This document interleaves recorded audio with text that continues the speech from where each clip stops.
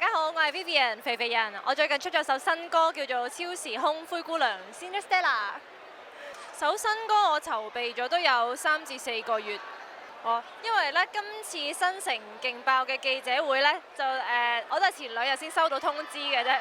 咁就原來要 Halloween 嘅造型啦。咁啊好彩我個衣櫃入邊咧，上年咧本身已經具備咗呢一個喺某個平嘅網站買咗嘅一個天使造型，唔知幾時可以用到。咁所以咧機會係留俾有準備嘅人嘅，突然間可以喺衣櫃揦到呢一套出嚟咧，再加埋呢一條本身已經訂製咗嘅裙，咁就完美啦。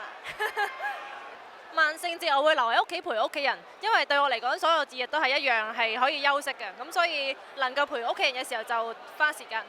陪 fans 啊，我等緊大家邀請我見面㗎。嚟緊呢，我有啲電影會出嘅，咁就下年2月14號會出一套電影，咁我喺入邊嘅彩蛋啦。咁電視劇都有拍下啦，咁啊主要就做多啲可能歌啊或者拍開廣告嘅，咁就繼續主要都係做開呢樣嘢咯。咁啊就做廣告。廣告嘅話呢，就應該online 啦，同埋喺街上面呢，嗰啲街招啊、地鐵啊、小巴巴士都會見到我嘅。咁如果係電影嘅，咁大家就多多支持我啦。我喺 IG 都成日會發布俾大家睇我幾時有啲新嘅動向嘅。大家記得 follow 我 Vivian 肥肥人 Fat People Vivian， 真人唔肥㗎，我係根據我個名所以咁嗌啊 Fat People Vivian， 同埋記得睇 KS Media。